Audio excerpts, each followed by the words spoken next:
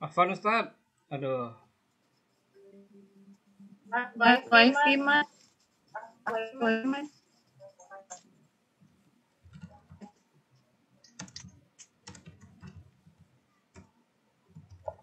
Yep.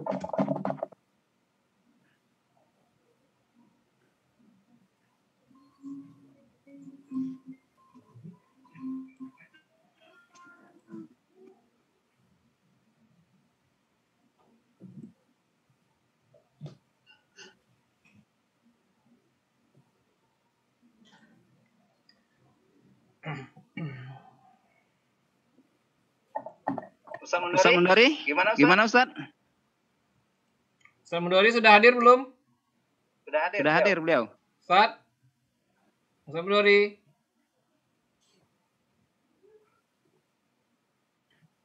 Suaranya di mute itu Ustaz. Gak bisa unmute itu beliau nampaknya. Ustaz Mundari, sudah hadir ya? Sudah hadir tapi belum bisa unmute.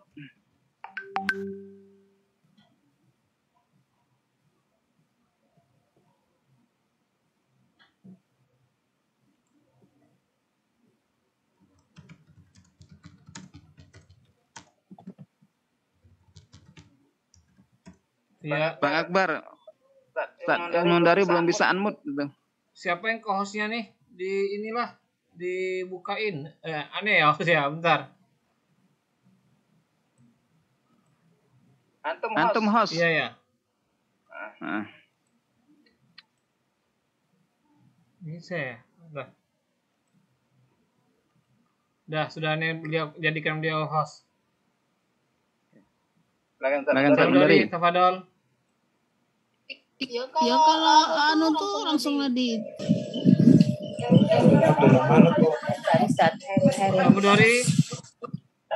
Ustaz Mundari silakan Ustaz Mundari.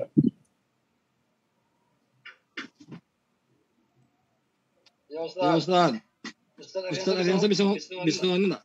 Bisa hidup enggak? Kalau aneh bisa nih. Ustaz Ariansa sudah tuh.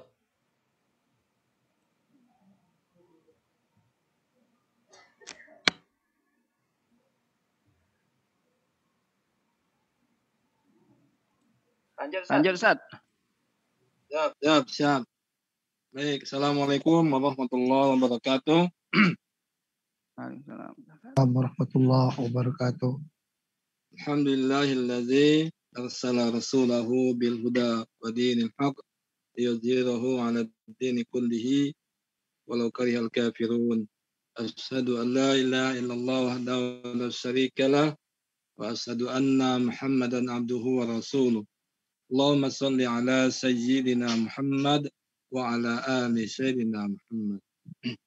Qala ta'ala fi kitabihil karim, a'udzu billahi minas syaitonir rajim. Bismillahirrahmanirrahim. Ya ayyuhalladzina amanu taqullaha haqqa tuqatih wa la tamutunna illa wa antum muslimun. Shadaqallahul azim. Yang saya hormati Ustaz Ariansa Ahmad selaku materi kita pada malam hari ini dan seterusnya. Yang saya hormati para pengurus Partai Keadilan Sejahtera di provinsi maupun di DPD Kota Jambi, serta para anggota dan Bapak Ibu sekalian yang dimuliakan oleh Allah Subhanahu wa Ta'ala. Alhamdulillah kita bersyukur kepada Allah Subhanahu wa Ta'ala yang senantiasa memberikan nikmat kepada kita semua, sehingga alhamdulillah pada malam hari ini kita dapat hadir kembali dalam kajian kitab bersama Ustadz Ahmad Ariansa, yang insya Allah ketika kita menghadiri majelis ilmu, Allah akan memudahkan jalan kita menuju surganya. Amin ya rabbal alamin. Salawat beriring salam dapat kita sampaikan pada uswatun hasanah kita Nabi Muhammad sallallahu alaihi wasallam.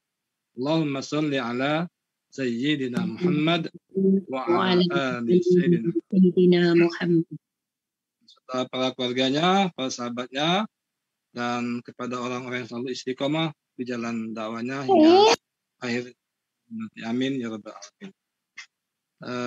Baik, Bapak Ibu sekalian yang dimuliakan oleh Allah Subhanahu wa taala, pada malam hari ini kita masih melaksanakan kajian rutin kita setiap Rabu malam Kamis. Dan tadi sebelum jam 7 itu hampir kajian ini tidak bisa dilaksanakan karena ada gangguan teknis ya, sinyal dan lain sebagainya. Tapi alhamdulillah pada malam hari ini kita bisa melaksanakannya. Ini semua berkat kesungguhan kita dalam menuntut ilmu sehingga dimudahkan oleh Allah Subhanahu wa taala. Amin. Baik, kita buka saja kajian kita dengan sama-sama membaca lafaz basmalah. Bismillahirrahmanirrahim. Kemudian kami mohon pada Ustadz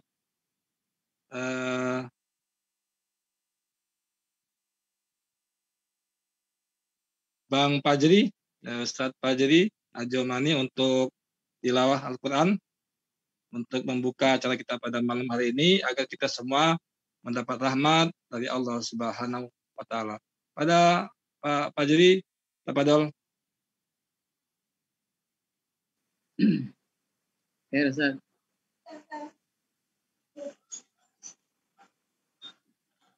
أعوذ بالله من الشيطان الرجيم بسم الله الرحمن الرحيم إذا وقعت الواقعة ليس لوقعتها كاذبة خافضة رافعة إذا رجت الأرض رجا وبست الجبال بسا فكانت هباء منبثا وكنتم أزواجا ثلاثة فأصحاب الميمنة ما أصحاب الميمنة وأصحاب المشأمة ما أصحاب المشأمة فالسابقون السابقون أولئك المقربون في جنات النعيم ثلة من الأولين وقليل من الآخرين على سرر موضونة متكئين عليها متقابلين. Sadaqallahul azim. Assalamualaikum warahmatullahi wabarakatuh. Waalaikumsalam warahmatullahi wabarakatuh. Syukron kasiran pada Waalaikumsalam warahmatullahi wabarakatuh. membacakan Al-Quran. Mudah-mudahan majelis kita majelis yang dirahmati oleh Allah Subhanahu wa taala, dan kita yang mendengarkan mendapat pahala, begitu juga yang membacanya, dan kita digolongkan termasuk golongan orang yang ahlul Quran, dan nanti di akhirat nanti kita mendapat syafaat dari Al-Quran. Amin ya rabbal alamin. Baik Bapak Ibu sekalian, pada malam hari ini kajian kita tentang amalan-amalan ibadah di malam hari.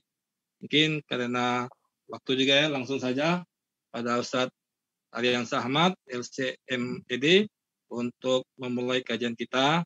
Pada Bapak Ibu sekalian, dimutkan suaranya semua agar dan dibuka semua kameranya agar bisa mengikuti dengan sempurna. Demikian.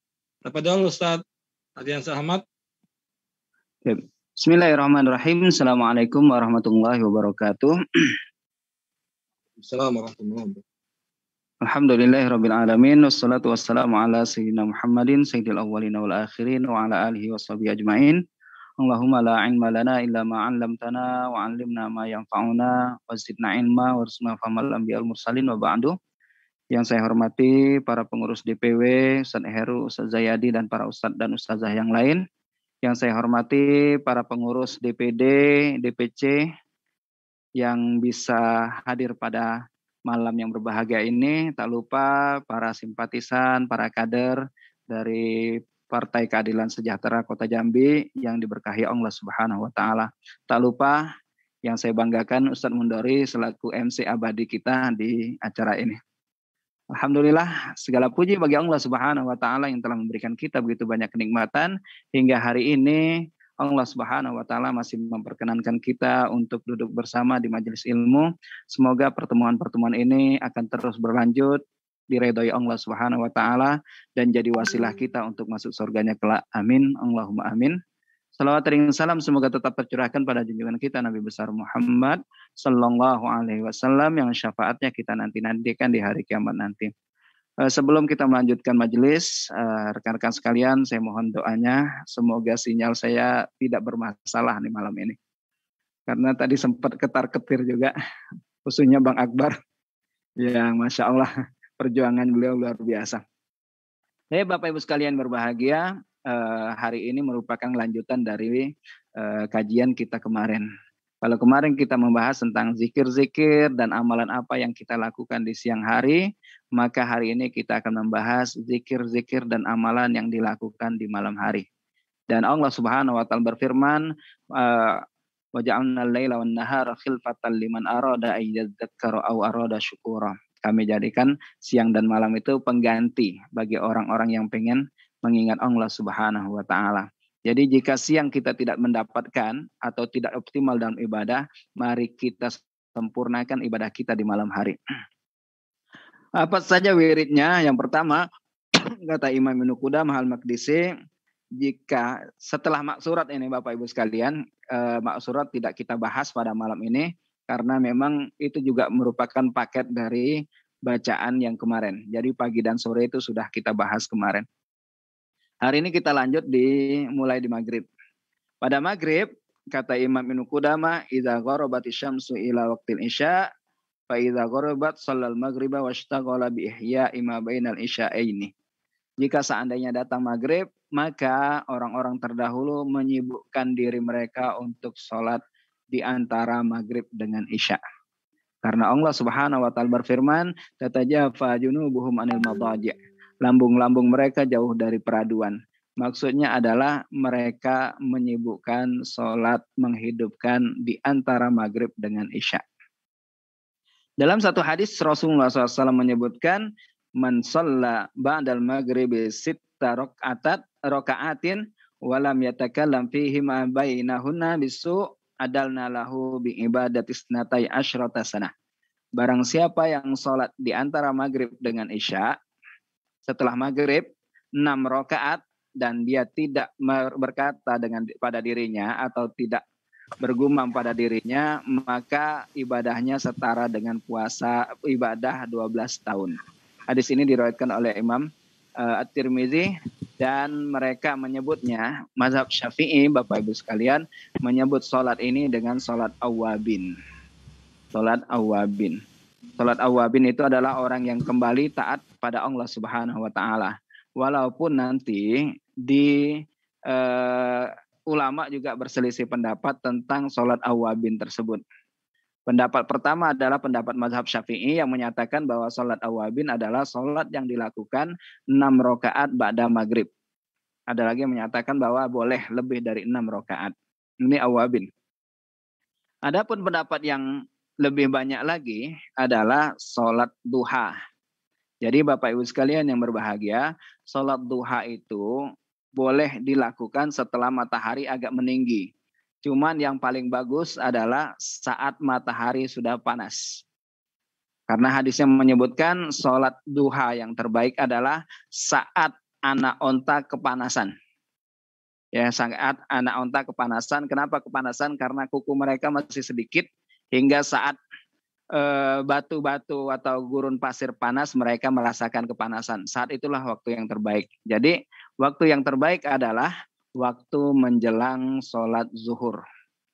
Jadi antara jam-jam 10 sampai jam 11:30 itulah waktu yang terbaik untuk sholat duha. Dan mazhab selain mazhab Syafi'i menyebutkan bahwa sholat awabin, sholat orang-orang yang kembali, itu jumlahnya 8 rakaat di waktu duha. Karena dalam satu hadis Rasulullah SAW bersabda, barang siapa yang sholat duha 8 rakaat, maka akan dibangunkan rumah baginya di surga kelak.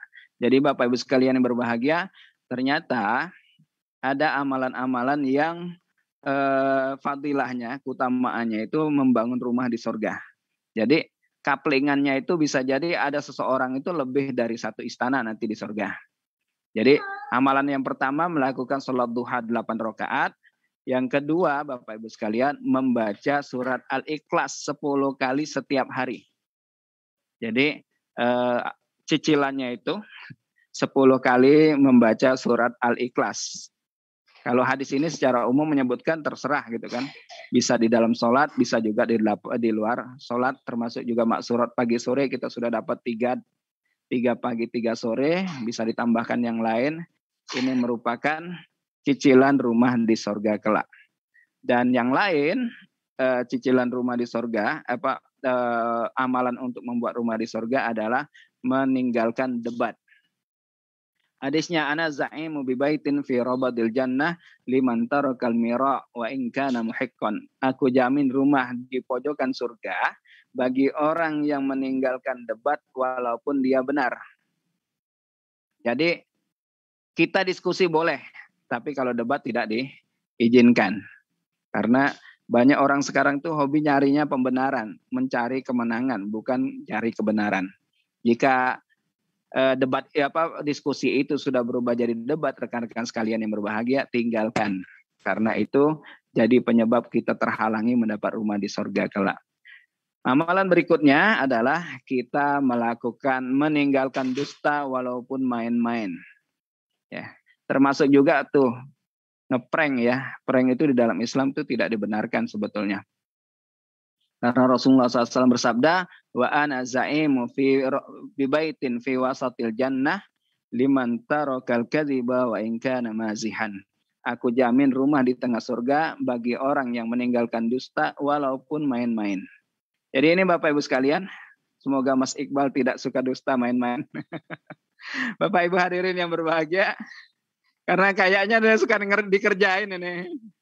Bapak Ibu hadirin yang berbahagia, ini sholatnya. Jadi sholat duha 8 rakaat itu sholat awabin. Namun intinya adalah para ulama menyatakan bahwa di antara maghrib dengan isya kita disunahkan untuk memperbanyak sholat. Dan para sahabat, banyak sahabat yang melakukan hal tersebut. Untuk sahabat ada Imam Ibnu Abbas, Imam Ibnu Umar. Untuk tabi'in ada Imam Syuraih Al-Qadhi dan beberapa ulama yang lainnya. Ini wirid yang pertama. Wirid yang kedua adalah dari terbenamnya mega merah sampai waktu tidur. Itu disunnahkan untuk sholat di antara kedua azan dengan cara yang sebanyak yang dia mampu. Suratnya disarankan untuk membaca surat Tabarok. Tabarakalladzi biyadihil mulku wa huwa ala kulli syai'in qadir. Karena hadisnya Rasulullah SAW tidak tidur sampai beliau membaca surat itu. Dan di dalam hadis yang lain, Rasulullah SAW mengingatkan pada kita, barang siapa yang membaca surat Al-Waqiah di tiap malam, maka dia tidak akan tertimpa kefakiran. Tidak akan tertimpa kefakiran. Kalau Ustadz yang sering dengar cerita ceramahnya Ustadz Yusuf Mansur, pasti tahu dengan surat ini. Kata beliau, surat ini adalah surat penarik rezeki. Jadi ini Bapak Ibu sekalian yang berbahagia. Yang selanjutnya wiridnya adalah melakukan sholat witir sebelum tidur. Melakukan sholat witir sebelum tidur. Sholat witir Bapak Ibu sekalian bisa dilakukan dengan 2 cara. Yang pertama setelah tidur sebagai penutup sholat wajib, sholat sunnah. ya, sebagai penutup sholat sunnah. Itu sholat witir. Yang kedua, Bapak Ibu sekalian, dilakukan sebelum tidur. Jadi jika ada yang merasa bahwa dia terbiasa melakukan sholat tahajud dan tidak ada kecil kemungkinan dia tidak bangun, maka di sunnahnya lebih bagus dia melakukan sholat witirnya sebagai penutup sholat tahajud. Tapi kalau seandainya dia merasa kecapean, khawatir tidak bisa bangun, maka lebih utama dia melakukan sholat witirnya sebelum tidur. Jadi kalau seandainya ternyata ketika dia sholat witir, sudah sholat witir, kemudian malamnya dia terbangun, maka dia tidak perlu melakukan sholat witir lagi. Karena hadisnya menyebutkan la witrona fi lailin. Tidak ada sholat witir, tidak ada dua sholat witir dalam satu waktu. Karena witir itu kan artinya ganjil. Kalau misalnya dua sholat witir kan berubah jadi genap. Jadi ini Bapak Ibu sekalian yang berbahagia, sholat witir. Dan yang biasa melakukan sholat witir sebelum tidur adalah Abu Bakar As-Siddiq radhiyallahu an. Adapun yang biasa melakukan sholat witir setelah sholat tahajud adalah Umar bin Khattab. Dan ketika selesai sholat witir, disunnahkan membaca Subhanal Malikil Quddus sebanyak 3 kali. Dan Bapak Ibu sekalian berbahagia, bacaan Subhanal Malikil Quddus itu bukan hanya di bulan Ramadan saja. Yang selanjutnya Bapak Ibu sekalian, tidur. Wirid yang keempat adalah tidur. Kenapa tidur dibahas? Karena tidur jika kita lakukan dengan sesuai dengan sunnah, maka pahalanya akan banyak kita dapatkan.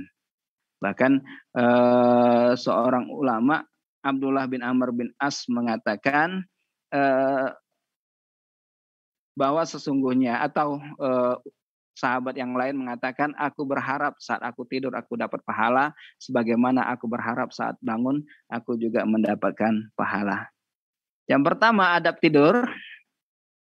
Adab tidur yang pertama Bapak Ibu sekalian, bersuci. Jadi sebelum tidur disunahkan untuk bersuci. Maaf, kalau seandainya sebelum tidur itu melakukan hubungan dan nggak pengen mandi, maka disunahkan untuk tetap berwudu. Karena Amr bin As radhiyallahu an mengatakan ketika seorang tidur, ruhnya akan naik. Ruhnya akan naik. Dan pada saat dia naik, ruh itu naik, maka dia diperintahkan untuk sujud pada Allah Subhanahu wa taala. Barang siapa yang tidurnya dalam kondisi suci, maka dia akan sujud pada arsy. Namun jika dia tidurnya dalam kondisi tidak suci, maka ia akan sujud jauh dari arsy. Arsy itu tempat Allah bersemayam. Jadi ini Bapak Ibu sekalian yang berbahagia, adab yang pertama. Yang kedua, ketika dia sudah membersihkan jasadnya, hendaknya juga dia mensucikan hatinya. Sebagaimana yang disebutkan dalam satu hadis, bahwa ada seorang laki-laki yang masuk masjid selama 3 kali. Nabi SAW mengatakan sebelum itu akan masuk seorang laki-laki calon penghuni sorga. Jadi kisah lengkapnya Bapak Ibu sekalian, satu hari Rasulullah SAW sedang duduk bersama sahabat, tiba-tiba Nabi SAW mengatakan akan masuk ke masjid ini seseorang yang akan jadi calon penghuni surga. Masuklah seorang laki-laki, sholat, kemudian mengucapkan salam pada Nabi SAW dan kemudian dia keluar. Keesokan harinya Nabi kembali mengatakan hal yang sama, sebentar lagi akan masuk calon penghuni surga. Ternyata masuk lelaki yang sama, melakukan hal yang sama juga. Sholat, mengucapin salam pada Nabi dan keluar. Sampai yang ketiga kalinya, ada seorang sahabat yang bernama Abdullah bin Amr bin As penasaran. Hingga kok 3 kali lelaki itu terus, hingga akhirnya dia membututi laki-laki tersebut. Pada saat dia sampai ke rumah, dia mengatakan, wahai bapak, karena posisinya Ibnu Amr ini Bapak Ibu sekalian kondisinya masih kecil, masih anak-anak. Jadi enak aja dia ngomong. Dia mengatakan, wahai Bapak, sesungguhnya aku sekarang lagi agak ribut sama bapak saya. Lagi agak ribut nih sama bapak saya. Kira-kira bisa nggak saya nginep di rumah bapak selama 3 hari? Kata bapak itu silakan. Ngineplah dia di hari pertama. Di malam pertama dilihatnya gitu kan, tidak ada yang istimewa dari bapak ini. Tidur, sebelum tidur baca doa, kemudian dia tidur, bangun menjelang subuh, sholat tahajud beberapa rakaat, kemudian berangkat ke masjid. Besoknya juga sama, dia melakukan hal yang sama sampai 3 hari. Karena 3 hari itu waktu bertamu sudah habis, maka Abdullah bin Amr bin As mengatakan pada lelaki tadi, wahai bapak, sebelumnya saya minta maaf, saya sudah membohongi bapak, karena aslinya saya itu tidak sedang bertengkar dengan bapak saya. Tapi saya mendengar Rasulullah SAW mengatakan selama 3 hari berturut-turut akan masuk calon penghuni surga, dan pada saat itu bapak senantiasa masuk ke masjid. Apa rahasianya, Pak? Padahal selama 3 hari saya melihat bapak itu tidak ada amalan yang istimewa, tahajudnya sedikit, baca Qur'annya sedikit dan lain sebagainya. Begitu mendengar itu sang bapak tersenyum dan mengatakan, sebetulnya saya tidak ada yang istimewa. Bagaimana amalan saya seperti yang engkau lihat. Tapi di malam hari menjelang tidur, aku perbarui tobatku, aku lepaskan semua dendam, aku maafkan kesalahan orang-orang yang sudah menyakitiku, dan aku tidur dalam kondisi tidak membawa tanggungan, tidak membawa beban, rasa iri, dengki, dan permusuhan. Begitu mendengar itu, Abdullah bin Amr bin As mengatakan, inilah yang sulit bagi kami. Jadi ini Bapak Ibu sekalian berbahagia, hendaknya ketika kita tidur, sebelum kita tidur, kita perbarui tobat kita pada Allah Subhanahu wa Ta'ala. Yang ketiga, wirid yang ini, hendaknya dia memberikan wasiat pada keluarganya. Ini sebenarnya poinnya sudah saya poinin sebelumnya. Ada poin yang di sini, an yuzila kulla ghisyin fi qalbil muslim wa la yanwi zulmahu. Hendaknya dia menghilangkan semua dengki di hatinya terhadap seorang muslim, wa la yanwi zulmahu, dan tidak berniatkan untuk menzaliminya, wa la ya'zam ala khati'atin iza staiqadha, dan dia tidak berazam untuk melakukan kesalahan ketika dia bangun dari tidurnya. Tadi sudah kita bahas. Yang selanjutnya, an la yabita man lahu syai'un yusi bihi illa wa wasiyatahu maktubah indahu. Seandainya hendaknya dia mencatat wasiat, karena kita tidak tahu Bapak Ibu sekalian, bisa jadi saat kita tidur nyawa kita lepas. Jadi kalau yang punya hutang, yang punya titipan, hendaknya dicatat, ditulis. Jangan sampai kemudian keluarganya tidak mengetahui hal tersebut. Karena kita tidak seperti sahabatnya. Ada sahabat itu yang bisa berwasiat setelah kematian dia.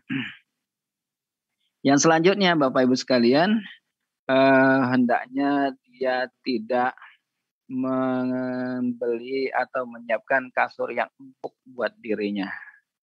Karena kasur yang empuk itu akan menyebabkan seseorang malas untuk bangun sholat tahajud. Sebagaimana Nabi SAW dalam hadisnya menyebutkan, mana'atni wat'atuhu sholatil lailah. Sungguhnya kasurku menghalangiku untuk bangun tahajud semalam.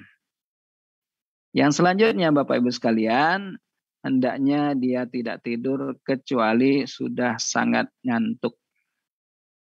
Tidak tidur kecuali sangat amat ngantuk sekali. Karena ketika menurut penelitian, orang yang belum ngantuk kemudian baring-baring di kasur itu akan menyebabkan insomnia. Ya, menyebabkan insomnia. Namun untuk sekarang ini atau tidur kita telat karena kita pegang HP. Jadi Bapak Ibu sekalian yang berbahagia, di antara penyebab kita sulit tidur itu karena kita pakai HP. Jadi sebelum tidur lampu sudah dimatikan, kita buka-buka HP kita. Kenapa kita kesulitan tidur? Karena HP kita mengeluarkan sinar biru. Jadi sinar biru itu Bapak Ibu sekalian menyebabkan mata kita lebih terjaga. Ya, mata kita lebih terjaga. Apalagi yang kita lihat, yang kita baca adalah hal-hal yang bikin kita senang, yang sesuai dengan keinginan kita. Itu biasanya kita akan semakin terjaga. Jadi makanya sekarang seringkali kita temukan anak-anak itu tidur sampai jam 11, jam 12 malam karena pengaruh HP. Jadi kalau misalnya kita hendak tidur, Bapak Ibu sekalian, jauhkan HP-nya dari kita agar kita bisa tidur dengan nikmat. Yang selanjutnya,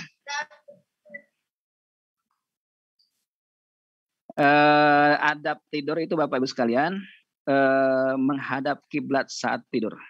Saat tidur kita menghadap kiblat berarti kepala kita itu mengarah ke utara, ya, mengarah ke utara. Dan sebelum kita tidur, hendaknya kita mengibaskan kasur kita 3 kali.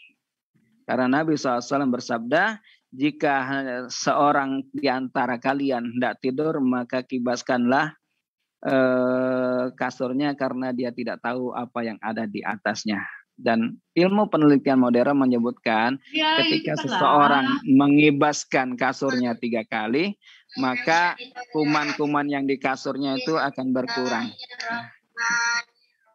Kasurnya akan berkurang.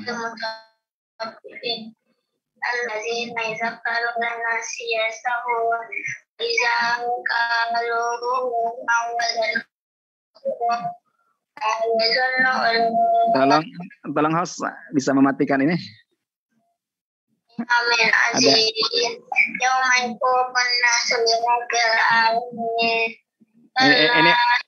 Ini mantap ini, minta disimak orang 94 orang ini.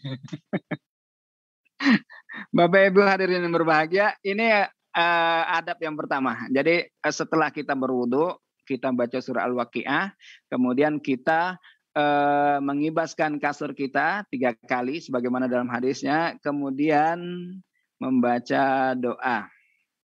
Doanya ya bismika Allahumma ahya wa amut, atau dengan doa yang lain. Doa yang lain diantaranya adalah bismika rabbi wada'tu jambi wa bika arfa'u. Yang dengan namamu ya Allah, aku letakkan punggungku dan pada nafsi faghfirlaha. Jika engkau menahan diri jiwaku tetap pada diriku, maka ampunilah dosanya. Wa in arsaltaha fahfadha bima tahfadhu bihi ibadakas salihin. Jika engkau memegangnya atau engkau mencabut nyawanya, maka ampunilah dosanya. Namun jika engkau kembalikan lagi pada tubuhku, maka jagalah ia sebagaimana engkau menjaga hambamu yang soleh. Ini doanya. Di antara doa yang lain banyak Bapak Ibu sekalian, doa untuk tidur. Dan di antara doanya adalah Allahumma aslamtu nafsi ilaik wa wajjahtu wajhi ilaik wa fawattu amri ilaik wa alja'tu zahri ilaik raghbatan wa rahbatan ilaik la malja'a wa la manja minka ilaik amantu bi kitabikal ladzi anzalta wa bi nabiyyikal ladzi arsalta. Bapak Ibu hadirin yang berbahagia, jika Bapak Ibu sekalian membaca doa itu saat tidur, ternyata pada saat tidur itu Allah mencabut nyawa seseorang, maka orang itu mati dalam kondisi husnul khotimah. Ya, silakan nanti doanya dicari sendiri. Kalaupun seandainya ada yang ingin, maka silakan japri ya. Japri ke nomor saya 0852 7399 4590. 0852 7399 4590. Jadi silakan meminta. Amalan berikutnya Bapak Ibu sekalian adalah saat kita tidur, sebelum kita tidur hendaknya kita membaca Qul huwallahu ahad, Qul a'udzu birabbil falaq, Qul a'udzu birabbin nas, kemudian ditiupkan ke tangan. Jadi Qul a'udzu birabbil falaq, Qul a'udzu bin nas, ditiup, terus diusapkan. Ya, diusapkan ke seluruh tubuh yang bisa dijangkau. Ini buat menjaga diri. Termasuk di antaranya amalan berikutnya Bapak Ibu sekalian, sebelum kita tidur, kita membaca ayat kursi. Membaca ayat kursi. Sebagaimana dikisahkan saat Abu Hurairah radhiyallahu anhu diminta Rasulullah SAW untuk menjaga Baitul Mal saat Ramadan. Jadi beliau jagalah itu gudang. Ternyata malam itu ada seseorang yang menyelinap. Ketahuan sama Abu Hurairah. Akhirnya ditangkap. Ya, pada saat ditangkap, orang itu memelas dan mengatakan, wahai Tuhan, aku ini orang miskin, anakku, kalau aku ketangkap, gimana anak dan istriku makan? Karena kasihan Abu Hurairah melepaskan orang tersebut. Di pagi hari, karena Rasulullah SAW dapat wahyu dari Allah, beliau tahu kalau semalam Abu Hurairah menangkap seseorang. Ditanya, apa yang kau lakukan dengan tangkapanmu semalam? Kata Abu Hurairah, ya Rasul, dia memohon padaku dan berjanji untuk tidak datang lagi. Maka aku lepaskan dia. Begitu mendengar itu, Rasulullah SAW kemudian mengatakan, dia ntar malam bakal datang lagi. Hingga akhirnya Abu Hurairah memperketat penjagaannya dan ternyata orang yang sama kembali datang. Begitu lihat itu Abu Hurairah cukup agak emosi dan mengatakan, kamu demi Allah kamu tidak akan saya lepaskan lagi. Tapi orang itu kembali memelas, ngomongnya dengan bahasa yang ini dan berjanji dengan sangat menyatakan bahwa besok saya tidak datang lagi. Akhirnya dilepaskan oleh Abu Hurairah. Keesokan harinya ditanya sama Nabi SAW, dijawab sama Abu Hurairah bahwa dia janji tidak akan datang lagi. Namun kata Nabi SAW, besok dia bakal datang lagi. Ntar malam datang lagi. Hingga akhirnya Bapak Ibu sekalian di malam itu Abu Hurairah memperketat penjagaannya karena yakin bahwa Nabi SAW pasti benar. Ternyata orang yang sama datang lagi. Begitu ditangkap, Abu Hurairah mengatakan, ini kali ketiga nih, kamu mau bohong, mau ngomong apa lagi nih? Kata orang itu, wahai Abu Hurairah, saya janji dan untuk tidak datang lagi dan maukah kamu aku kasih amalan? Jika engkau melakukan itu, maka engkau akan terhindar dari gangguan setan selama engkau tidur. Ya. Akhirnya dikasihlah amalan itu, dilepaskan oleh Abu Hurairah.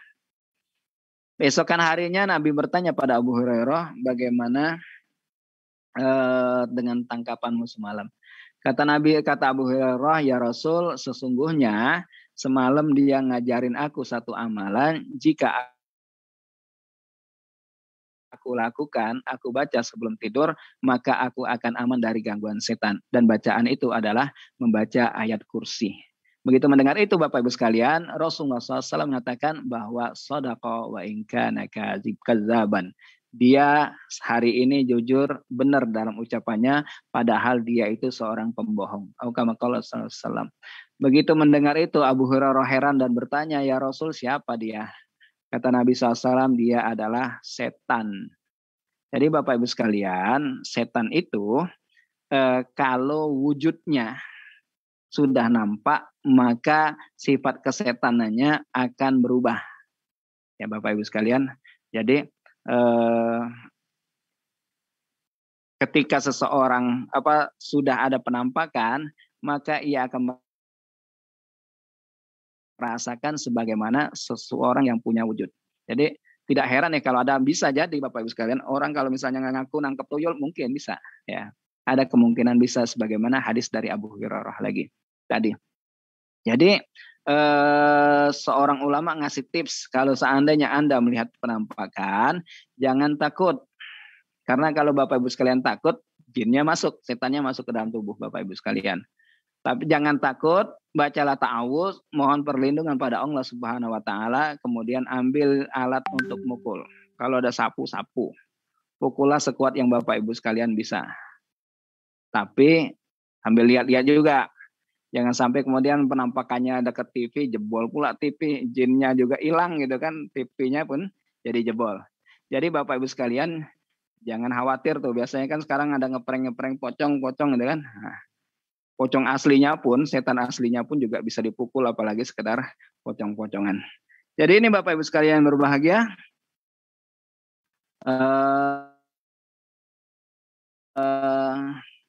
Yang selanjutnya, amalan selanjutnya saat kita mau tidur adalah, jadi sebetulnya amalannya banyak Bapak Ibu sekalian. Terkadang kalau saya melakukan ini sebelum selesai semua udah keburu tidur. Keburu ketiduran. Jadi amalan berikutnya Bapak Ibu sekalian, ini yang diajarkan oleh Nabi Shallallahu Alaihi Wasallam kepada Fatimah. Jadi Fatimah radhiyallahu anha satu hari mendatangi Rasulullah SAW dan sambil menunjukkan tangannya yang melepuh karena beliau menumbuk gandum. Dia mengatakan, wahai ayahku, engkau kan baru dapat tawanan perang, kasihlah membantu padaku. Begitu mendengar itu, Nabi SAW mengatakan pada Fatimah, wahai Fatimah, hendaknya engkau lakukan sebelum tidur, baca subhanallah 33, baca alhamdulillah 33, baca Allahu Akbar 34 sebagai penggenap 100 kali. Itu jika engkau baca, maka itu akan lebih baik daripada engkau mendapatkan budak atau pembantu untuk membantumu dalam urusan rumah tanggamu. Itu tadi Bapak Ibu sekalian, baca doa, ngibasin, baca doa, kemudian baca kulhu al-falak an-nas, diusapin ke badan, kemudian baca doa tidur, kemudian baca subhanallah, alhamdulillah, Allahu Akbar 33, kemudian Bapak Ibu sekalian, hendaknya tidurnya miring ke kanan, jangan miring ke kiri, apalagi tengkurap. Ya Bapak Ibu sekalian, jangan tidur tengkurap, karena tengkurap itu adalah tidurnya penghuni setan, penghuni neraka, maaf. Dalam satu hadis Nabi menyebutkan demikian. Kenapa kok kita dimakruhkan untuk tidur tengkurap Bapak Ibu sekalian? Karena saat kita tengkurap, tubuh kita akan menimpa paru-paru, hingga kita merasa paru-paru kita akan tertekan. Ya. Kenapa kita tidak miring ke kiri Bapak Ibu sekalian? Karena ternyata paru-paru kita yang kiri dengan kanan beda. Kalau kita tidurnya ke kiri, paru-paru kiri itu lebih besar daripada paru-paru kanan. Paru-paru kanan itu lebih besar dari paru-paru kiri, hingga ketika kita tidur ke kiri, maka paru-paru kita akan menimpa jantung, hingga jantung kerjanya double. Ya, dia berdetak dan otomatis juga ketimpa sama paru-paru. Jadi yang terbaik adalah kita tidurnya miring ke kanan. Karena tadi paru-paru kiri kita lebih kecil, hingga saat kita tidur miring ke kanan, paru-paru itu tidak mengenai jantung kita. Dan jantung kita Bapak Ibu sekalian, ketika kita tidur dengan seperti itu, aliran darah kita akan terbantu dengan gaya gravitasi. Hingga para dokter menyebutkan istirahat jantung itu adalah saat seorang tidur ke kanan. Dan ada dokter yang bernama Agus Rahmadi. Agus Rahmadi mengatakan, jadi Bapak Ibu sekalian silakan cari di channel YouTube Agus Rahmadi. Beliau itu seorang dokter yang suka dijuluki terkun, dokter dukun. Jadi beliau banyak menggunakan herbal dan tibun nabi, pengobatan nabi untuk mengobati pasiennya. Termasuk kata beliau, terapi jantung itu yang pertama tidurnya kanan, yang kedua banyak-banyak tersenyum. Karena Bapak Ibu sekalian, kenapa kok banyak-banyak tersenyum? Karena ketika seseorang tersenyum, durasinya, mohon maaf tolong diingat, durasinya 20 kali, setiap kali senyum 20 detik. Ya. 20 kali dengan durasi tiap senyum 20 detik, maka tubuh kita akan mengeluarkan beta endorfin, yaitu morfin alami yang fungsinya melebarkan pembuluh darah. Dan itu harus 20 kali dan 20 detik, nggak boleh dirapel. Kalau dirapel jadi 400 detik, maka itu tidak ngefek. Ya. Jadi orang yang punya riwayat jantung, yang punya darah tinggi, silakan melakukan terapi ini. Ini untuk yang lebih lanjut silakan buka channelnya Dr. Agus Rahmadi di YouTube atau di Facebook ya Bapak Ibu sekalian. Ada pertanyaan tadi, kenapa bacanya sebelum tidur? Tadi sudah kita bahas di surat Al-Mulk, itu yang penting sudah masuk malam, tidak harus saat menjelang tidur. Bapak Ibu sekalian yang berbahagia, ketika kita sudah tidur ke kanan, sunnah yang berikutnya sebetulnya, dan ini tidak dicantumkan di buku ini tapi ada sunnahnya. Kita sunnahnya mematikan lampu. Mematikan lampu. Memang di dalam hadisnya disebutkan bahwa lampu zaman dulu kan pakai pelita, pakai api. Dikhawatirkan kalau tidurnya pakai lampu, kemudian lampu itu ketabrak sama tikus atau benda yang lain hingga akan menghasilkan kebakaran. Namun penelitian modern menyebutkan bahwa semakin gelap seseorang, maka ruangan seseorang tidur, maka tuh matanya akan mengeluarkan hormon. Hormonnya dikenal dengan nama hormon melatonin, yang itu fungsinya sebagai relaksasi dan memperbaiki struktur jaringan tubuh. Jadi tapi ya ada yang protes, Ustadz saya nggak bisa tidur, nggak bisa kalau gelap. Ya dibiasain. Biasanya emang sehari 2 hari akan merasakan demikian karena otak kita itu, mata kita Bapak Ibu sekalian itu punya sensor ya. Mata kita itu punya sensor. Itulah sebabnya kenapa kok ketika kita tidur siang itu beda kualitasnya dengan tidur malam. Jadi kalau misalnya belum terbiasa ya biasa-biasain, insya Allah tuh dalam waktu 3-4 hari itu akan terbiasa untuk tidur dengan gelap. Yang selanjutnya Bapak Ibu sekalian, setelah dia bangun, jika terbangun di malam hari, sebelumnya ketika mau tidur berniatlah untuk sholat tahajud. Kalau bisa itu niat sholat tahajudnya ditambahin berapa rakaat. Dan niatnya bukan niat biasa Bapak Ibu sekalian, niatnya pakai ham. Ham itu dalam bahasa Arab niat yang sudah melangkah berikutnya.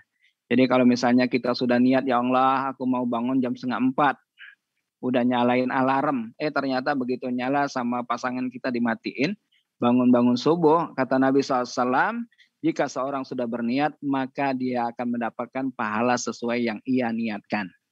Jadi kalau misalnya sudah berusaha untuk bangun, ternyata nggak kebangun, maka niatnya sudah nyampe dan dapat pahala.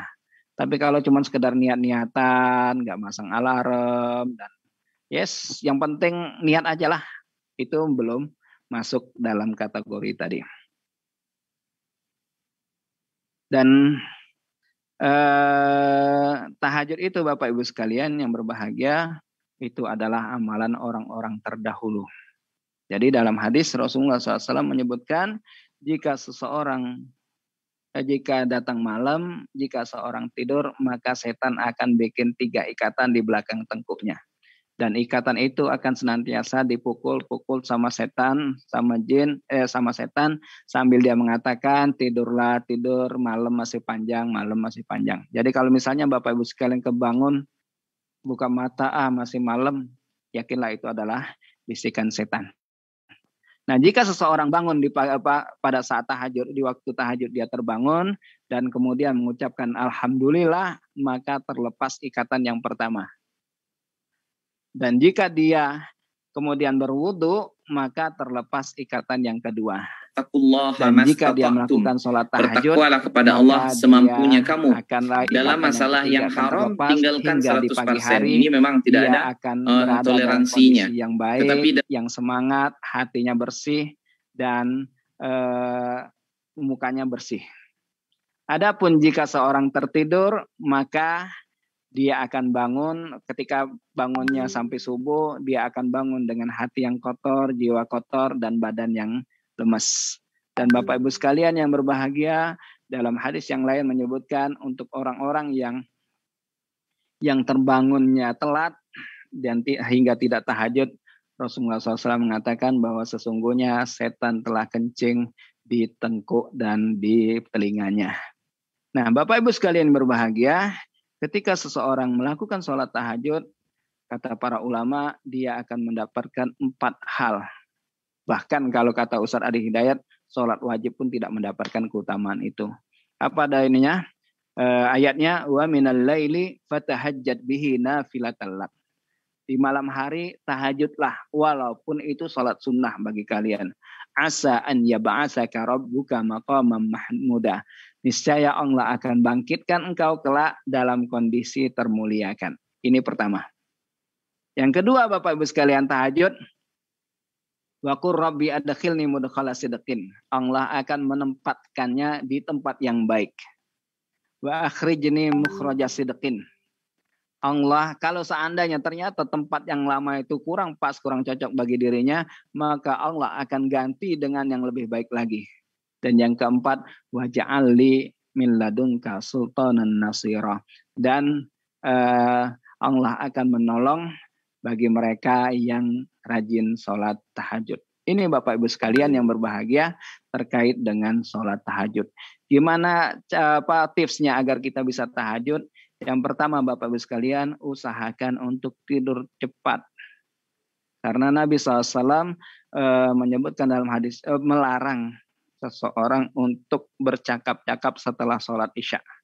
Bahkan Umar bin Khattab itu sampai mukulin orang yang ngobrol setelah sholat isya. Dan Bapak Ibu sekalian, semakin sore kita tidur, itu kualitas tidurnya akan bagus. Karena penelitian modern menyebutkan bahwa 1 jam sebelum sholat jam 12 malam itu setara dengan 3 jam setelah jam 12 malam. Makanya kalau Bapak Ibu sekalian baca buku-buku Habibie gitu kan tentang bagaimanakah keseharian Habibie, kita dapati bahwa beliau itu tidurnya agak cepat Pak ya. Kalau kita kan kemalaman gitu kan. Jadi Bapak Ibu sekalian berbahagia, ini tips yang pertama. Yang kedua, kalau bisa qailulah atau tidur siang. Tidur siang yang bagus itu sebetulnya sebelum sholat zuhur. Itu yang namanya qailulah. Ya, qailulahnya versi Nabi SAW itu sebelum sholat zuhur. Adapun setelah sholat zuhur itu tidur siangnya orang Indonesia. Yang ketiga Bapak Ibu sekalian, berazam, berniat dan berdoa memohon pada Allah Subhanahu wa taala semoga kita dibangunkan. Dan yang terakhir Bapak Ibu sekalian, hindarkan maksiat di siang hari. Karena seringkali ini yang menghalangi kita untuk bangun di malam hari. Jadi orang-orang yang bangun di malam hari itu Bapak Ibu sekalian di siang adalah orang-orang pilihan. Karena seringkali ini yang menghalangi kita untuk bangun di malam hari. Jadi orang-orang yang bangun di malam hari itu Bapak Ibu sekalian adalah orang-orang pilihan. Dan kita pernah temukan di dalam kisah Abdullah bin Abbas orang yang doa yang kalau bahasa kita tuh agak gimana ya, agak lebay lah. Dalam hati dia ngomong, ya kalau versi bahasa anak muda sekarang, lebay banget tuh doanya. 1 bulan dia terhalang dari sholat tahajud. Jadi Bapak Ibu sekalian berbahagia, ini sholat tahajudnya. Dan hadis yang lain yang diriwayatkan oleh Imam Tirmizi bahwa Nabi SAW menyebutkan sebetulnya sebelum sholat zuhur kalian yang mulai ya kalau versi bahasa anak muda sekarang lebay. Karena itu adalah kebiasaan orang-orang soleh pada kalian. Dan itu akan menyebabkan menghindarkan kalian dari penyakit. Kenapa hadis ini menyebutkan menghindarkan dari penyakit Bapak Ibu sekalian? Karena sesungguhnya penyakit itu diturunkan di malam hari. Ya.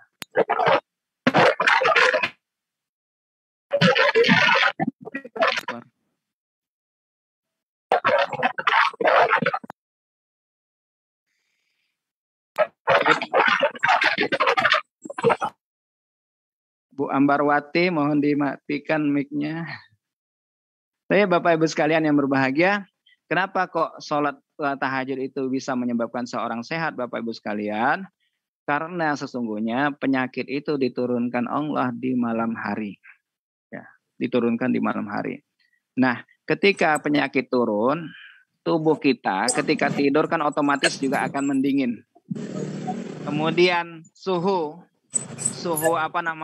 malam kamar kita juga ikut dingin, otomatis sama-sama dingin dan itu menjadi suhu yang ideal untuk masuknya penyakit. Namun di saat kita sebelum suhunya itu dingin banget, kita sudah bangun dan melakukan aktivitas, maka tubuh kita akan kembali mendapatkan kehangatan yang itu akhirnya menolak penyakit yang masuk ke dalam tubuh kita. Jadi ini Bapak Ibu sekalian yang berbahagia, sholat tahajud kita. Yang selanjutnya Bapak Ibu sekalian yang berbahagia,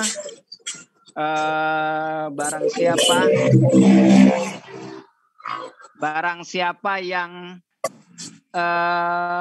terbiasa sholat tahajud, namun dia akhirnya yang biasa sholat tahajud namun akhirnya Bapak Ibu sekalian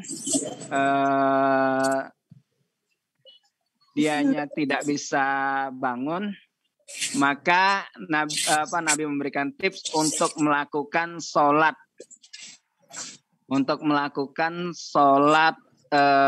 duha sebanyak 12 rakaat ya. Melakukan sholat duha sebanyak 12 rakaat. Ini Bapak Ibu sekalian berbahagia, amalan-amalan yang bisa kita lakukan di malam hari untuk menambal kekurangan kita di siang hari. Semoga Allah Subhanahu wa taala memberikan kita kekuatan untuk beribadah dan mengabdi padanya, dan semoga Allah Subhanahu wa taala memasukkan kita, keluarga kita, dan orang-orang yang kita kasihi ke dalam surganya tanpa mampir ke neraka terlebih dahulu. Amin, Allahumma amin. Saya kembalikan lagi ke Ustadz Mundori. Silakan Ustadz. Baik, syukron kasiran Ustadz Ardiansah Ahmad telah memberikan materinya pada malam hari ini tentang amalan-amalan pada malam hari, dan luar biasa tadi banyak sekali yang bisa kita lakukan ketika kita menjelang tidur dan hampir mau tidur. Itu ada banyak sekali yang bisa kita lakukan sehingga memang semuanya bernilai ibadah kepada Allah Subhanahu wa taala. Nah, inilah kesempurnaan Islam yang kita sama-sama pahami. Islam itu adalah Islam yang kafah ya. Mulai dari tidur sampai tidur kembali, semuanya bernilai ibadah kalau kita niatkan untuk beribadah kepada Allah Subhanahu wa taala. Baik Bapak Ibu sekalian, mungkin penasaran atau banyak ingin ditanyakan atau memang perlu diperjelas oleh Ustadz Ardiansah kepada Bapak Ibu, dipersilakan untuk bertanya. Ada sesi setengah jam ya. Pertanyaan bisa lewat chatting di kolom chat biar nanti bisa dibacakan. Kalau memang nanti bisa juga langsung bertanya sama Ustadz Ardiansah Ahmad. Baik Ustadz, ini ada yang chatting sudah Ustadz, ada pertanyaan. Assalamualaikum Ustadz. Waalaikumsalam. Waalaikumsalam. Mohon izin bertanya Ustadz. Silakan Bu. Ya, silakan Bu. Terima kasih banyak atas pencerahannya tentang amalan-amalan kita di waktu malam. Begini Ustadz, alhamdulillah saya sudah, insya Allah sudah saya jalankan amalan-amalan itu. Tapi saya tuh punya kebiasaan begini Ustadz, kalau misalkan sudah baca semua amalan itu sebelum tidur, saya kebiasaan membacakan Al-Fatihah itu saya khususan buat suami dan anak-anak saya begitu Ustadz. Itu gimana ya Ustadz? Cuman istilahnya gini, saya itu membacakan Al-Fatihah untuk suami dan anak-anak saya itu untuk minta kesehatan dan keselamatan begitu. Tapi itu setiap mau tidur pasti saya bacakan. Sepertinya saya itu tidak pernah ritual yang tidak bisa saya tinggalkan gitu. Sepertinya seperti itu. Itu gimana Ustadz? Makasih pencerahannya Ustadz. Sama Bu. Sebenarnya saya jawab langsung ini. Ya Ustadz, yang jawab pertanyaan yang Halo Ustadz, sebenarnya. Ya Ustadz. Saya jawab langsung Bapak Ibu sekalian. Sebenarnya mungkin terkendala sinyal, itu boleh Bapak Ibu sekalian. Oke, siap. Jadi untuk yang itu Bapak Ibu sekalian, boleh, itu termasuk tawasul yang diperbolehkan. Jadi kita doa biar doanya lebih mantap, lebih cepat naiknya, itu kita menggunakan tawasul. Media tawasul itu yang disyariatkan oleh Allah dan Rasulnya. Yang pertama dengan asma Allah dan sifatnya. Yang kedua dengan ayat Al-Quran. Sebagaimana yang Ibu Susi lakukan, itu enggak masalah. Jadi selesai bacain Fatihah, ya Allah anakku, sebut namanya si A, bacain Fatihah, si B, bacain Fatihah, si C, bacain Fatihah, ya Allah, semoga dengan bacaan Fatihah itu anakku, pasanganku, gini, boleh itu. Ya, boleh. Ini yang pertama. Apa ini langsung ke kolom chat Ustaz? Terima kasih Ustaz. Ya Ustaz, ada beberapa pertanyaan tuh Ustaz. Tepat dulu Ustaz, Ya. langsung dibaca. Saya yang pertama dari Ustadz Enci, tata cara sholat witir. Sholat witir itu ada dua cara Bapak Ibu sekalian. Yang pertama melakukannya dengan 2 dan 1. Yang kedua dengan cara 3 langsung tanpa tahiyat awal. 3 langsung tanpa tahiyat awal. Dan di rakaat ketiganya pakai surat. Itu dua-duanya boleh. Ya, dua-duanya boleh dan ada tuntunan dari Nabi Shallallahu Alaihi Wasallam.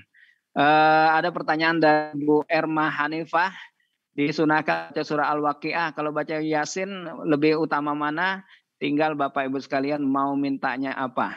Karena surat Yasin, surat Waqiah, surat Tabarok itu punya keutamaan yang beda-beda. Surat Yasin kalau dibacakan tiap malam maka dosanya akan diampuni. Adapun surat Al-Waqiah dihindarkan dari kefakiran. Kalau surat Tabarok atau Al-Mulk itu akan jadi penerang di alam kubur. Menyebabkan orang dirahmati Allah Subhanahu wa taala saat dikubur. Ibu pengen yang mana? Baca 3-3-nya bagus. Karena ada diistilahkan oleh para ulama itu ada surat yang dikenal dengan nama Sab'u Munjiat. 7 surat yang dia akan jadi penolong seseorang. 3 yang saya sebutkan tadi, ditambah surat Ad-Dukhan, ditambah triple kul huwallahu ahad, Al-Falaq dan An-Nas. Pertanyaannya yang terakhir dari Bu Yusmiati. Sholat witirnya dilakukan setelah Isya, boleh enggak? Boleh. Dikerjakan tiap malam, boleh enggak? Boleh. Karena tadi sudah kita bahas, yang biasa melakukan tiap malam sebelum tidur itu adalah Abu Bakar As-Siddiq radhiyallahu an. Namun ketika sudah bangun untuk sholat tahajud, tidak perlu lagi melakukan sholat witir. Jadi langsung aja sholat tahajud. Kalau misalnya datang sudah capek sholat tahajudnya, tinggal duduk zikir sambil nunggu subuh, gitu saja. Tidak perlu diwitirin lagi. Karena Bapak Ibu sekalian ada sebagian orang yang kreatif gitu kan. Kalau waktu tarawih nih khususnya biasanya itu. Jadi biasanya jamaah saya itu sering kali saya dapat pertanyaan yang aneh-aneh ya, baik melalui kolom WA maupun tanya langsung. Ustadz, kalau saya tarawih sholat witirnya di masjid, malamnya itu sebelum saya tarawih saya tambahin dulu 1 rakaat, baru kemudian saya tahajud, habis itu saya tutup lagi dengan witir. Nah ini salah Bapak Ibu sekalian ya. Jadi ketika kita sudah witir sebelum tidur, di waktu tahajud tidak perlu witir lagi. Karena hadisnya menyebutkan la witrona fil lail. Tidak ada 2 witir dalam 1 malam. Karena witir itu ganjil. Ketika kita nambahin lagi jadi genep gitu ya.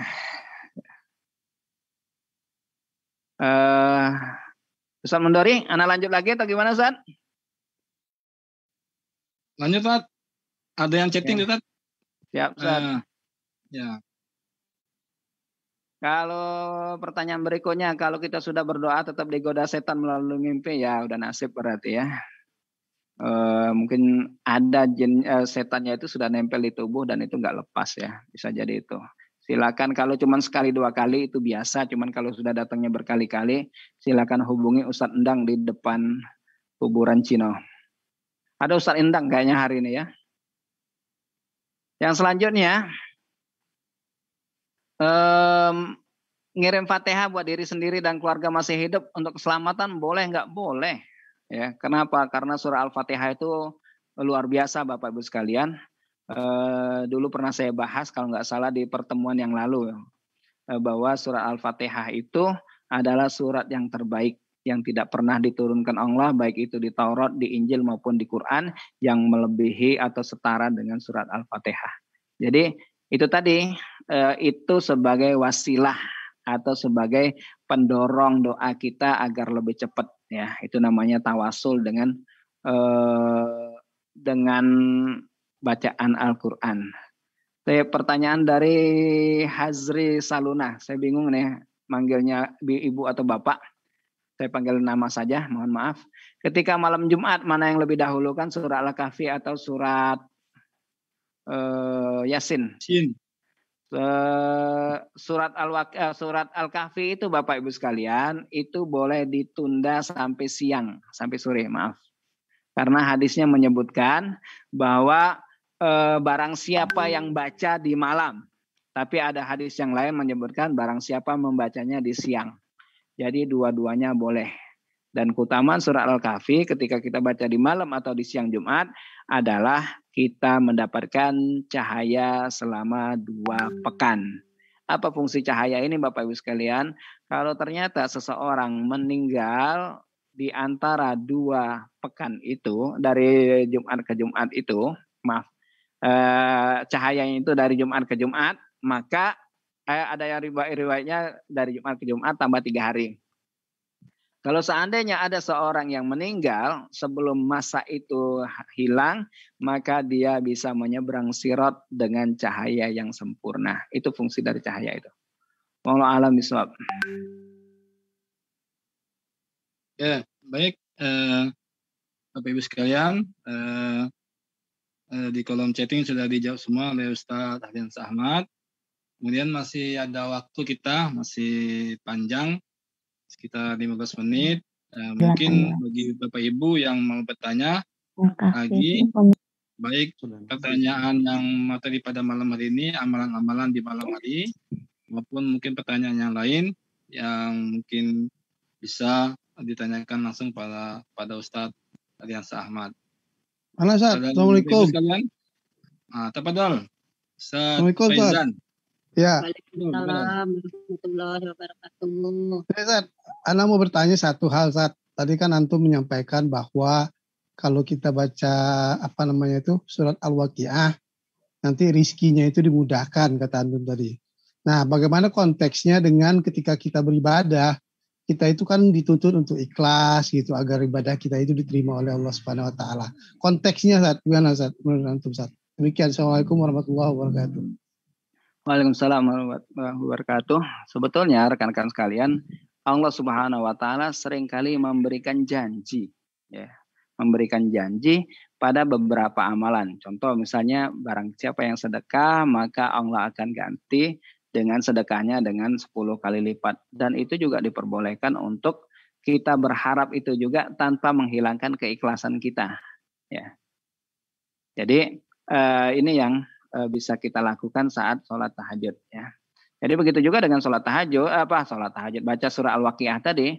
Ketika kita sholat Waqiah, kita berharap bahwa dengan itu kita terhindar dari kefakiran, sekaligus tanpa juga kita menjaga keikhlasan kita, maka itu juga diperbolehkan. Jadi kalau Imam Ghazali sih menyatakan membolehkan, ya. Berniat dengan niat dunia, tapi memang itu agak mengurangi pahalanya. Tapi itu juga masih diperbolehkan, Ustaz. Itu Ustaz Faizan. Jadi kalau antum lagi nggak punya duit, kita sedekah, ya Allah semoga dengan sedekah nambah lancar, boleh juga itu kan. Oh iya. Syukur Ustaz. Allah alam bisawab. Sama-sama Ustaz. Baik, Ustaz, ada pertanyaan di kolom chatting itu tentang tidur setelah sholat asar, apakah sama dengan tidur setelah sholat subuh itu, Ustaz? Tidur yang dimakruhkan Bapak Ibu sekalian ada 3, selesai subuh, setelah asar, dan setelah maghrib. Setelah subuh kenapa tidak diperbolehkan? Karena pada saat itu malaikat sedang membagi rezeki. Kalau bahasanya orang-orang yang di pulaunya Mas Agus Topo itu engko dipangan pitik, dimakanin ayam, jadi Mas Toponya, Mas Agus ayam, dipatok ayam. Nah, dan memang itu para ulama juga menyebutkan demikian.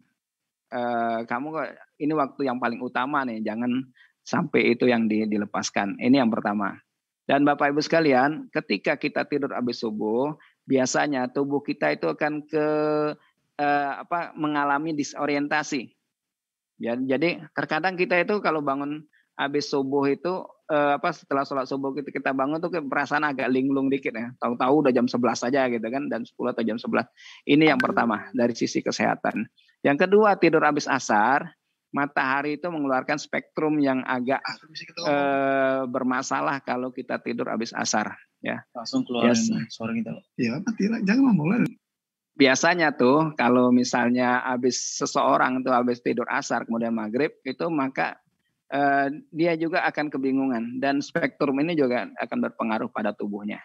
Jadi otomatis nih tidur habis asar tidak sehat, dari sisi kesehatan juga tidak sehat.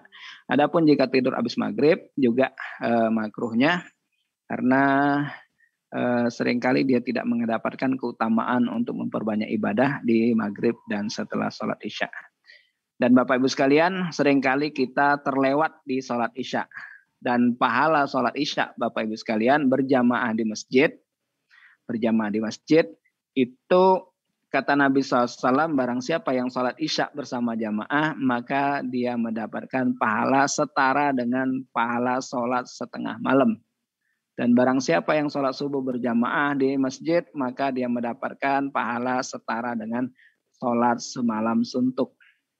Adapun kalau sholat asar berjamaah, maka sholat itu akan dihadiri dan disaksikan oleh malaikat yang ganti sip. Jadi malaikat ganti sip itu 2 kali Bapak Ibu sekalian, setelah sholat di sholat subuh dan sholat asar. Jadi itulah pada sholat subuh, setelah sholat subuh perbanyaklah doa, karena pada saat itu adalah waktu yang mustajab. Ini Bapak Ibu sekalian, jadi sholat asar, sholat maghrib, dan sholat habis sholat subuh itu waktu-waktu yang makruh untuk tidur. Ya Ustaz, ada di kolom chatting Ustaz, pertanyaan Ustaz. Bisa dibacakan Ustaz, ini HP dari Ustaz Elmanto. Ya. Assalamualaikum. Alhamdulillah. Sehat selalu Ustaz. Amin. Ustaz, izin bertanya, pernah baca bacaan penduduk surga adalah Yasin, surat Toha, surat Ar-Rahman. Apakah benar ada hadisnya, Ustaz? Syukran, jazakallah khair. Untuk surat penduduk surga.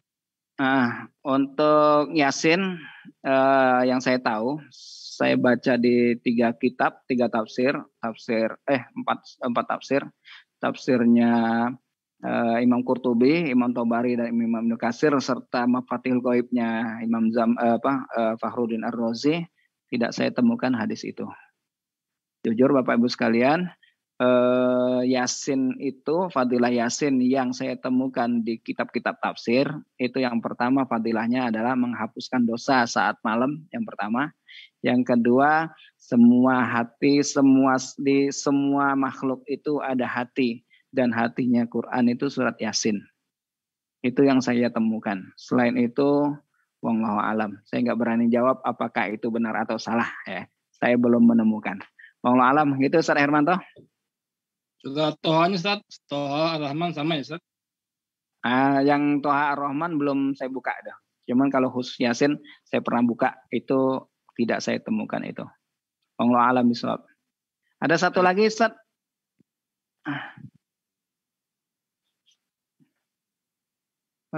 Tidur setelah subuh sudah ya. Sudah Ustaz, sudah. Siap. Sudah Ustaz.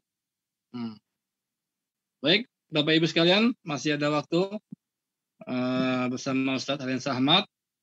Tafadhol, dipersilakan jika masih ada yang mau ditanyakan pada Ustaz. Ini ada konceting Ustaz. Aduh. Anda baca Ustaz ya? Ustaz, tolong dijelaskan amalan malam Jumat apa memang ada? Malam Jumat. Amalan malam Jumat. Dari Ustaz Adi. Ustaz Adi. Jadi, Bapak Ibu sekalian yang berbahagia, memang ada hadis. Hadisnya menyebutkan yang pertama amalannya itu baca surat surat Yasin ya, surat Yasin, surat Al-Waqi'ah, surat Al-Kahfi di malam Jumat atau di siang Jumat, tadi sudah dijelaskan. Yang kedua, untuk yang itu emang ada hadis do'if yang menyebutkan, hadisnya do'if, saya ingatkan, bahwa hendaknya seorang itu sebelum Jumat melakukan mandi, dan mandinya kalau bisa bareng dengan junub. Nah, itu hadisnya. Nah, yang sebagian orang dianggap bahwa itu sunnah. Jujur kalau saya pribadi Bapak Ibu sekalian, saya agak kecewa dengan ucapan itu. Sering sampai kawan tuh bilang kalau malam Jumat grup ditutup lebih awal gitu kan, di WA gitu kan. Nah, ini Bapak Ibu sekalian, yang perlu diingat Bapak Ibu sekalian, itu mandinya, kalau mandinya sebelum subuh beda dengan sholat Jumat. Jadi sebetulnya yang saya pahami dari hadis itu Bapak Ibu sekalian, mandinya itu pas mau berangkat Jumat. Jadi sebetulnya kan Jumatan itu kan jam 10, jam 11 itu ya bagusnya Bapak Ibu sekalian berangkat Jumatan. Jadi mandinya sebelum itu. Tujuannya kenapa kok tanda kutip ini Bapak Ibu sekalian, tujuannya biar sang suami tidak disibukkan dengan mikir yang enggak-enggak gitu. Karena biasanya laki-laki itu Bapak Ibu sekalian, perlu saya sampaikan, otak laki-laki beda dengan otak perempuan. Otak laki-laki itu kalau lihat yang agak bening-bening dikit itu ya udah error nih. Kalau perempuan itu Bapak Ibu sekalian, kalau usianya 50 tahun itu sudah nggak ingat lagi yang kayak gitu. 60 tahun lagi, ingatnya cuma sama laki-laki sejati yang ada di sisinya gitu kan. Jadi kalau laki-laki beda, laki-laki itu pikirannya, orang laki-laki itu pemikirannya tetap itu. Di usia 25 senang sama yang muda yang cantik, usia 40 juga sama, usia 60 juga sama gitu kan. Jadi tidak ada perubahan bagi laki-laki. Dan ada di sebuah radio di Arab menyebutkan bedanya hati laki-laki itu dengan perempuan tuh cuma satu. Laki-laki hati perempuan itu ibarat kamar. Kalau misalnya Mas Agus jangan manas-manasin. Laki-laki perempuan itu ibarat kamar ya. Jadi kalau misalnya sudah ada yang masuk, pintunya akan nutup. Adapun hati laki-laki itu seperti hotel. Kalau misalnya sudah ada yang masuk, pintunya tertutup, tapi masih ada banyak kamar-kamar lain yang masih terbuka. Makanya Bapak Ibu sekalian, kenapa kok malam di Jumatnya itu disarankan untuk tanda kutip, tujuannya agar otaknya nggak mikir yang macam-macam saat sholat Jumat. Itu Bapak Ibu sekalian, adapun bening-bening versinya Mas Agus Topo itu silakan dinikmati, kita serbu rumahnya besok. Baik, Ustaz, ada pertanyaan di kolom chatting yang menanyakan tentang bagi seorang suami, baiknya sholat berjamaah di masjid atau baiknya jadi imam di rumah. Nah, itu satu. Tar Ustaz, Ana yang lupa bawa pulpen ini Ustaz. Afwan, Ana nggak bawa pulpen Ustaz. Nah, nanti antum bacain aja Ustaz ya. Iya. Untuk yang pertama Bapak Ibu sekalian, yang suami sholatnya yang bagus di rumah atau di masjid, suami sholatnya di masjid. Jadi Bapak Ibu sekalian, ketika seorang laki-laki sholatnya di masjid dan sang istri ridho, maka istrinya juga ikut dapat pahala sebagaimana yang didapat oleh suami. Jadi melangkahnya satu langkah mendapatkan menghapus dosa, langkah yang lain mendapatkan pahala. Hadisnya ada seorang wanita yang bernama Asma bin Umais kalau nggak salah. Beliau itu mendatangi Nabi dan mengatakan sesungguhnya aku adalah perwakilan dari para wanita. Kami itu sempat agak gundah, galau. Karena laki-laki itu mendapatkan kemuliaan yang tidak kami dapatkan. Laki-laki itu ada dapat sholat jamaah, ada sholat Jumat, ada menjenguk orang sakit, mengantar jenazah, ada umroh, pergi haji, dan lebih utama adalah jihad fisabilillah. Sementara kami di rumah ngurusin anak, jagain rumah, apakah kami juga mendapatkan pahala sebagaimana yang didapatkan laki-laki? Nabi SAW menjawab, katakan ketahuilah wahai wanita dan kasih tahu orang-orang yang di belakangmu karena sesungguhnya kalian juga mendapatkan pahala sebagaimana yang didapatkan oleh suami-suami kalian. Ini hadisnya Bapak Ibu sekalian. Nah, kalau seandainya masih pengen berjamaah, maka boleh sang suami habis sholat balik dan ngimamin. Ya, balik ngimamin keluarganya, sebagaimana yang dilakukan oleh Muaz bin Jabal. Jadi Muaz bin Jabal itu ketika beliau selesai sholat bersama Rasul, beliau balik ke kampungnya, ke sukunya, kemudian beliau ngimamin. Yang itu sempat jadi masalah tuh, karena ketika beliau ngikut sholat bersama Nabi SAW, selesai sholat, surat yang sama dibacakan di kaumnya. Panjang. Hingga akhirnya kaumnya protes dan ada yang tidak pengen sholat jamaah lagi. Ketika beliau dipanggil oleh Nabi SAW, beliau mengatakan, ya Rasul, aku membaca seperti bacaan yang kau baca. Begitu mendengar itu Rasulullah SAW tersenyum dan mengatakan, wahai Muaz, jamaahku, makmumku beda dengan makmummu. Maka ketika engkau imami, ya, bacalah suratnya setara dengan Sabbihisma Rabbikal A'la, ya, atau setara dengan itu. Atau kama qala sallallahu alaihi wasallam. Jadi itu Bapak Ibu sekalian, kalau misalnya ada ibunya mau protes, Mas, saya juga pengen berjamaah, ya habis dari jamaah balik lagi ke rumah. Dan ini juga menjadi dalil bagi Imam Syafi'i dan mazhab Syafi'iyah, boleh seseorang bermakmum sholat wajib bermakmum dengan orang yang sholat sunnah. Ya, sebagaimana Muaz bin Jabal tadi melakukan sholatnya, sudah melakukan sholat wajib, kan otomatis sholatnya jadi sholat sunnah. Itu Ustaz, yang pertama Ustaz. Yang kedua Ustaz? Yang kedua, mana yang lebih baik, sholat di masjid yang agak jauh dari rumah atau sholat di musola yang dekat rumah? Hilang. Mana yang lebih baik, sholat di masjid yang jauh dari rumah atau sholat di musola yang dekat rumah? Maksudnya masjid dengan musola. Mana yang lebih baik Bapak Ibu sekalian? Sholat di musola yang di masjid yang jauh tapi di musola. Oke. Mana yang lebih baik Bapak Ibu sekalian? Sholat di masjid yang jauh atau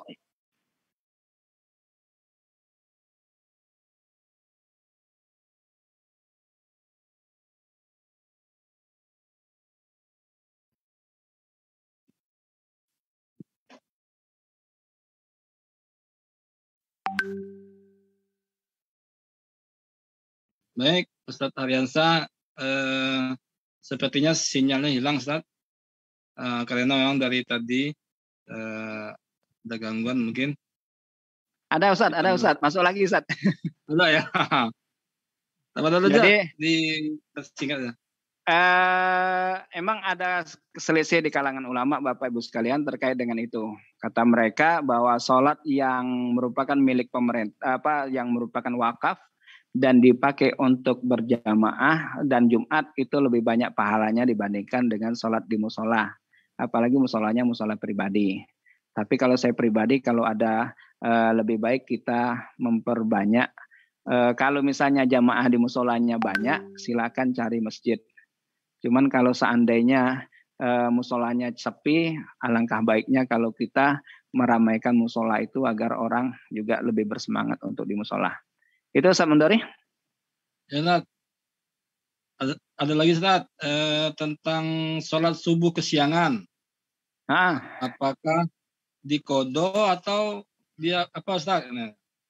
Jadi hadis yang menyebutkan Bapak Ibu sekalian, kalau kita ketiduran maka saat kita terbangun kita langsung sholat, ya kita langsung sholat. Sebagaimana yang dilakukan oleh Nabi SAW dalam satu ekspedisi peperangan. Jadi beliau sahabat beliau dan sahabat kecapean kemudian beliau meminta Bilal bin Rabah untuk menjaga. Tapi ternyata Bilal juga ketiduran hingga mereka terbangun saat matahari sudah mulai meninggi. Jadi akhirnya Nabi SAW menyuruh sahabat geser dari tempat itu kemudian sholat subuh walaupun matahari sudah tinggi. Jadi gitu Ustaz. Ya Ustaz, ini pertanyaan terakhir Ustaz. Tentang bid'ah. Minta dijelaskan oleh Pak Mulyono ya. Tentang bid'ah. Bid'ah itu bid'ah itu panjang Bapak Ibu sekalian pembahasannya. Jadi sebetulnya Bapak Ibu sekalian, perkara bid'ah itu tidak akan pernah selesai karena kita berbeda dari pengertiannya. Jadi secara etimologi dan terminologinya itu sudah beda. Jadi sebagian menyatakan namanya bid'ah itu yang tidak pernah dilakukan Nabi Shallallahu Alaihi Wasallam. Contoh misalnya azan pakai mic bid'ah, pergi haji pakai pesawat bid'ah. Karena apa? Nabi SAW naik onta ke Masjid Nabawi, ke saat haji. Jadi ini bid'ah. Namun ada sebagian ulama yang lain menyatakan bahwa jika ada perkara yang tidak dihukumi, tidak ada hukumnya sebelumnya, bukan berarti itu salah. Karena Allah Subhanahu wa taala tidak akan pernah mendiamkan sesuatu yang itu merupakan kesalahan. Hingga Imam Syafi'i mengatakan sesuatu yang baru itu bisa jadi wajib, bisa jadi sunnah, bisa jadi makruh, bisa juga jadi haram. Ya. Kayak sekarang nih kita pengajian pakai Zoom, emang ada zaman Nabi? Karena kan ini bagian dari ibadah. Ya. Karena ini bagian dari ibadah. Jadi Bapak Ibu sekalian, kalau saya pribadi mengambil pendapatnya Imam Syafi'i yang menyatakan bahwa bid'ah itu ada bid'ah hasanah, ada bid'ah sayyi'ah. Memang ada bid'ah hasanah zaman Umar bin Khattab, ada. Apa yang dilakukan Umar bin Khattab? Beliau menyatukan umat Islam untuk sholat tarawih selama Ramadan. Beliau mengatakan ni'mal bid'ah hadhihi. Inilah termasuk bid'ah yang bagus. Ya. Karena Bapak Ibu sekalian, Nabi SAW melakukan sholat tarawih itu hanya 2 kali. Ketiga kalinya beliau tidak melakukan sholat tarawih berjamaah. Itu Ustaz Mundari. Ya, Ustaz, ini pertanyaan terakhir nih dari Akbar Bani nih. Kalau rumah kita diapit banyak masjid nih, Masya Allah nih. Yang mana Ustaz yang didahulukan lebih sosialnya atau apa gitu Ustaz? Yang dipilih yang dipilih Bapak Ibu sekalian yang satu RT dengan kita atau yang jaraknya paling dekat dengan rumah kita. Itu yang paling kita pilih. Jadi kalau misalnya ya bawalah meteran atau bawa ini kan pakai yang untuk kesehatan itu Samsung Health gitu kan. Kan tahu tuh langkahnya berapa langkah ke sini, berapa langkah ke sini. Jadi itu Bang Akbar untuk terkait itu. Untuk qobliyah sunnahnya itu walaupun kesiangan ya dijalankan. Saya juga sepakat dengan itu. Tapi ya kalau misalnya hari-hari kesiangan ya tahu diri lah gitu kan. Kalau sholat subuhnya jam 6, matahari sudah tinggi, hari-hari dia lakukan seperti itu ya agak-agak inilah. Jadi kalau hanya sekali 2 kali telatnya itu silakan dilakukan, qobliyahnya jangan ditinggalkan. Cuman kalau hari-hari sholat subuhnya tertinggal ya mohon maaf kalau saya pribadi sih mohon introspeksi diri lah. Allah alam bisawab. Itu Ustaz. Ya baik Ustaz, karena waktunya sudah habis ya. Dan insya Allah semua pertanyaan sudah dijawab. Ada yang kelewat Ustaz. Kelewat tuh. Itu yang di chatting ada yang komen tuh kelewatan 1. Sayur bening. Oh, Qailullah tadi sudah dibahas tadi di ini. Oh, mungkin telat ya masuk ya. Qailullah yang sunnahnya itu sebelum zuhur, Bapak Ibu sekalian. Qailullah itu sebelum zuhur yang sunnah. Kalau ba'da zuhur itu ya boleh lah, tapi biasanya langsung bablas sampai asar sih. Jadi Umar bin Khattab itu sebelum zuhur itu beliau sudah baring-baring tidur-tiduran di dekat Masjid Nabawi. Itu sunnahnya. Cuman ya tidak menutup kemungkinan habis zuhur juga boleh sih.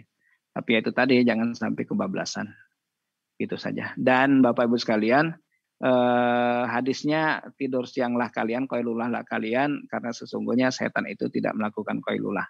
Dan di Jepang, saya pernah baca artikel bahwa anak-anak SD mereka dikasih waktu untuk qailullah.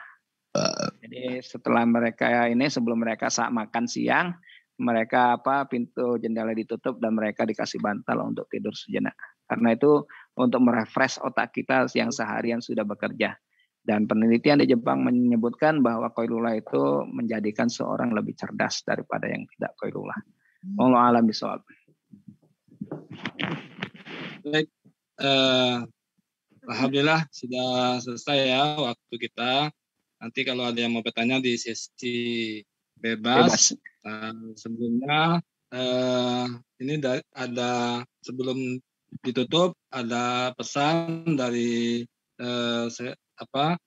Sekretaris Jenderal PKS tentang semua anggota harus memastikan sudah mendaftar KTA ya, yaitu di www.daftar.pks.id.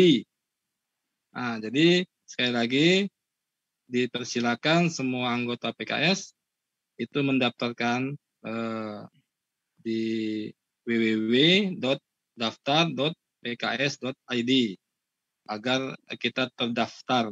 Jangan sampai anggota kita yang tidak ada tidak terdaftar. Itu saja pesan dari Sekretaris di PKS karena langsung ada tambahan dari dikit, Ustaz. Ya, Ustaz. Ada tambahan dikit, maaf Bapak Ibu sekalian. Untuk link Zoom kita, ini linknya tetap insya Allah. Jadi kalau misalnya Bapak Ibu sekalian di pekan depan atau pekan berikutnya tidak mendapatkan link Zoom, ya link Zoom-nya tetap link Zoom ini. Ya. Dan insya Allah link Zoom yang kita pakai hari ini itu akan kita pakai selama setahun. Itu Ustaz Mundori, jazakumullah khairan. Dari saya pribadi, saya ucapkan Assalamualaikum warahmatullahi wabarakatuh. Waalaikumsalam warahmatullahi wabarakatuh. Terima kasih Ustaz. Jazakallah Ustaz Rian Ahmad telah memberikan pencerahan pada kita semua dan pada Bapak Ibu yang hadir pada malam hari ini. Mudah-mudahan Allah mudahkan jalannya ke surga. Amin. Allah mudahkan ilmu kita sehingga bisa dalam kehidupan kita bisa berbahagia di dunia dan berbahagia di akhirat. Amin. Amin. Allahumma amin. Baik, kita tutup majelis kita dengan sama-sama beristighfar. Astagfirullahaladzim. Dan mengucapkan alhamdulillah. Amin. Kemudian kita tutup dengan doa kafaratul majelis. Subhanallahumma wa bihamdika asyhadu an la ilaha illa anta astaghfiruka wa atubu ilaik. Ya, mohon maaf atas segala